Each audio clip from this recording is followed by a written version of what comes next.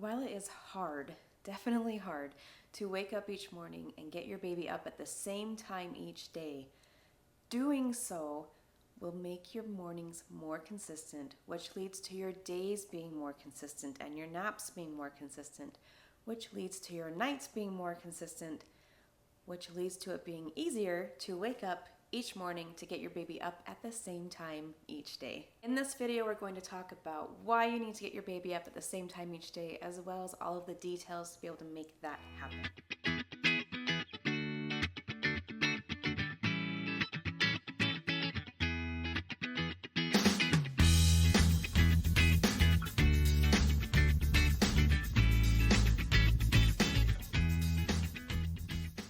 But first, hello, if you are new here, my name is Valerie. I blog at babywisemom.com. I've been blogging there since the year 2007, and I love helping parents. I love parenting. I have 4 children who currently range in age from 10 to 17 years old. As I stated in the intro, waking your baby up at the same time each day brings consistency. I think most people really want consistency, and if you're watching this video, you probably want some consistency to your days. You really can't expect consistency if some mornings you're starting baby's day at 6 a.m. and other mornings you're starting at 9 a.m. If you're doing that, you're not going to have consistency to your days. You really have to get a consistent time and make that your thing each day. So as people are thinking about, okay, I'm going to be consistent each day, what time do I have to start my day every day? There are some things to consider when you're making this decision. The first is, what time can your baby do? Maybe you would love for your baby's start time every day to be 9 a.m. Most babies can't do that, and so if your baby is among them, you are going to be super disappointed every day when 9 a.m. is not reached. And so really think about what time your baby can do. What time is your baby naturally tending to wake up? What can you be consistent with? What can you be successful with? You also need to pick a time that you can do. And number one is your baby, because you are an adult and you can be more flexible than your baby, but you also still matter. And so if your baby has some flexibility there and could do 7 a.m. or 8 a.m. and you're really not a morning person, go for 8 a.m.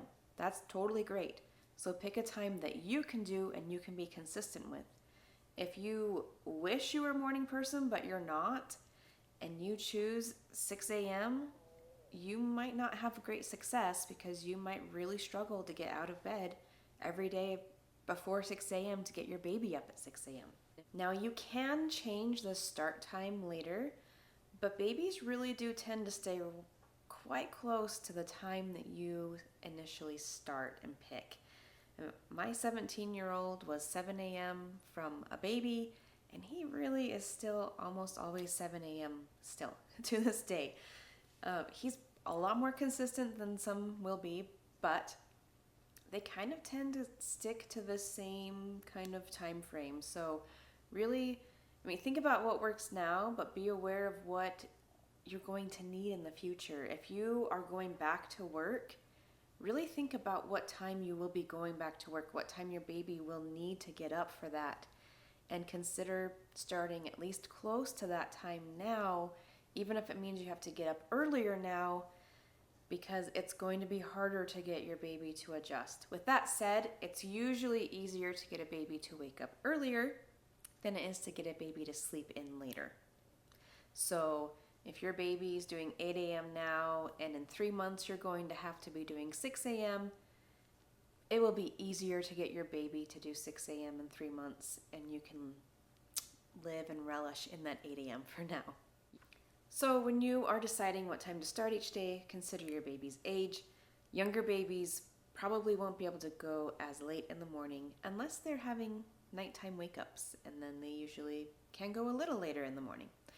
But consider your baby's age, your baby's natural disposition. Even babies are naturally morning people, or not as much morning people. Most wake up in the morning because they need to eat, but your baby will have a natural disposition, just like you do. And then also consider your time constraints, like your school drop-offs and your work, or if you're wanting to get the whole family up together before school, or your spouse goes off to work. Think about all of those things. Something important to know and something exciting is that you can have a 30-minute window of flexibility with your morning start time and it still be consistent.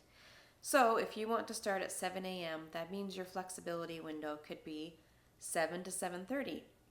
So maybe on the weekdays, Monday through Friday, you're getting up at 7, but then on Saturday and Sunday, you can get up at 7:30. So it gives you a little bit of flexibility there.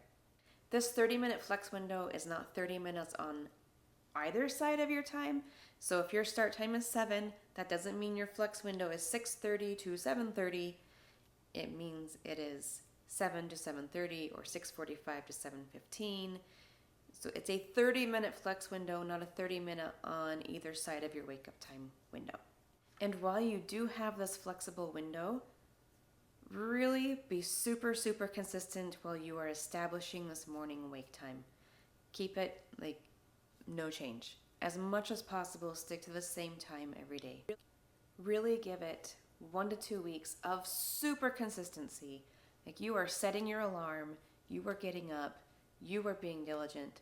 You just need this 1 to 2 weeks to get things down, and then you can start to bring flexibility into your life.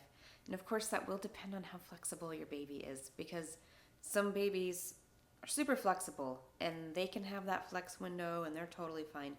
Other babies aren't as flexible and unfortunately need it to be pretty consistent almost all the time. The level of flexibility available to you in the future depends on your baby. You have to just take what your baby gives you and come what may and love it. As I tell my children every single day, come what may and love it. Something that can throw a wrinkle in your morning wake up time is when your baby starts to wake up at the 5 to 6 a.m. hour. This is quite common and it's actually good news because it means your baby's close to sleeping through the night, but it does make this time period of trying to get your baby to wake up at the same time difficult, because if you're trying to start the day at 7 every day and your baby's waking up at 6 a.m., what do? I have a post and I have a video all about that. So if you are facing this difficulty, or if you do start to face this difficulty, make sure you check out that video and that post to find out all the things that you can do to help get your baby over that hump and sleeping until your morning wake up time. It's important for you to be aware and note that it is important to have this morning wake up time consistent even with older babies. It's not just with newborns, and it's not just while you're trying to get your baby to sleep through the night. It's not just while you're trying to establish consistent naps. This needs to be consistent all the time if you want to maintain consistency all the time. So it's important as long as consistency is important to you. And once again, you can change this morning wake up time. It just takes some patience and some time. Think about a time change, which hopefully someday you'll be watching this video and think, what is a time change? But for now, think about a time change. When you have a time change, it takes your baby time to get used to this new time. It takes adults time. It takes up to 3 weeks, usually for adults, to get adjusted to the new time. So when if you do decide to change your baby's wake-up time, make sure you're patient and super consistent, but that you're patient with this. Give your baby a few weeks to adjust. So if you do change the time down the road, make sure you're patient with it. A lot of people wonder, am I ever going to get to sleep in? Maybe. That does depend on your baby. Like I said, my oldest has always been a 7 a.m. waker. And that has meant that up until recently, in the last couple of years, he's 17, I could really count on one hand, really, the number of times I slept past 8 a.m. since he was born. So, some babies are going to be toddlers who wake up every day, and these kids, they need an adult with them when they wake up. So, maybe. And if you and your spouse both really like to sleep in, then you can arrange some taking turns on days when you're able to sleep in, when you're both home. Take turns getting up with the early riser. Fortunately, I'm also a morning person, so it hasn't caused me much heartburn to have to get up with my early riser. I will note that if you have children like my second and third children who love to sleep in, then you might be able to sleep in sometime soon, and especially if that's your oldest.